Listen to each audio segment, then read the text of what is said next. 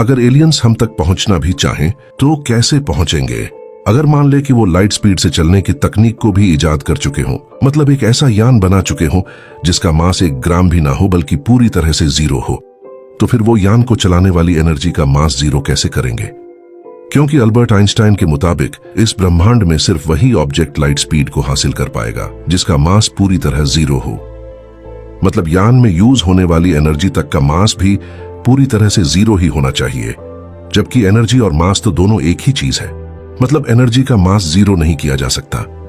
तो फिर तो किसी भी सभ्यता के लिए लाइट स्पीड हासिल करना महा नामुमकिन होगा, क्योंकि बिना एनर्जी के यान नहीं चलाया जा सकता। और अगर यान चलाने के लिए एनर्जी को साथ रखें तो लाइट स्पीड तक नहीं पहुंच सकते, क्योंकि एनर्जी में तो मास होता है। और अगर कोई सभ्यता एनर्जी का मास जीरो करने की कोशिश करेगी तो एनर्जी ही नहीं रहेगी, क्योंकि एनर्जी और मास तो दोनों एक ही हैं। और अगर कोई मास वाली चीज लाइट स्पीड तक पहुंचना चाहेगी तो वो नहीं पहुंच सकती, क्योंकि स्पीड के साथ मास भी बढ़ने लगता है। मतलब अगर किसी ऑब्जेक्ट का मास कुछ ग्राम भी हुआ तो जैसे जैसे वो स्पीड बढ़ाएगा तो स्पीड बढ़ने के साथ साथ मास भी बढ़ने लगेगा।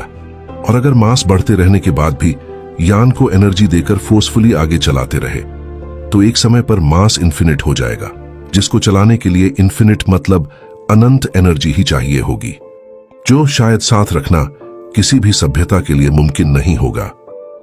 इसीलिए अगर यान का मास ही जीरो हो तो स्पीड बढ़ने के साथ मास बढ़ेगा ही नहीं, क्योंकि यान का मास ही पूरा जीरो था। लेकिन जैसा कि मैंने आपको बताया कि अगर वो यान का मास जीरो कर भी लें तो वो यान में यूज होने वाली एनर्जी का मास जीरो कैसे करेंगे? और ब्रह्मांड के थर्मोडायनेमिक्स लॉ के अनुसार फ्री एनर्जी जैसा भी कुछ नहीं बनाया जा सकता।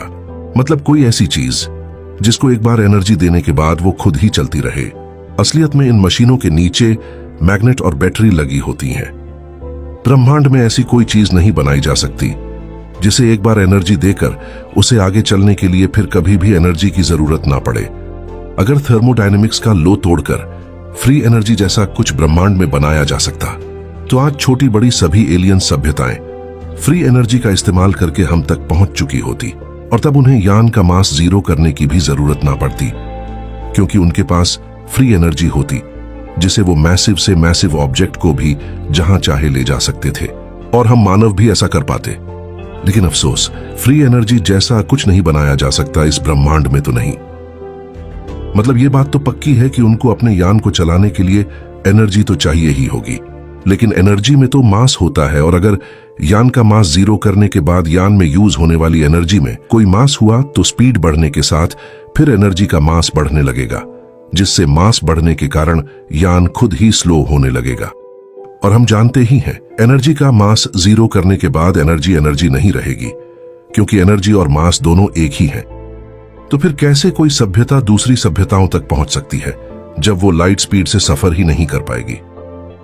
अब आप समझ ही सकते हैं कि इस ब्रह्मांड में रहने वाली हर सभ्यताओं के लिए ब्रह्मांड के नियम सेम है, और सभी बुद्धिमान सभ्यताएं इन नियमों से अच्छे से परिचित होंगी, जिससे वो लंबी दूरियां तय करके दूसरी सभ्यताओं तक पहुंच ही नहीं पा रही होंगी।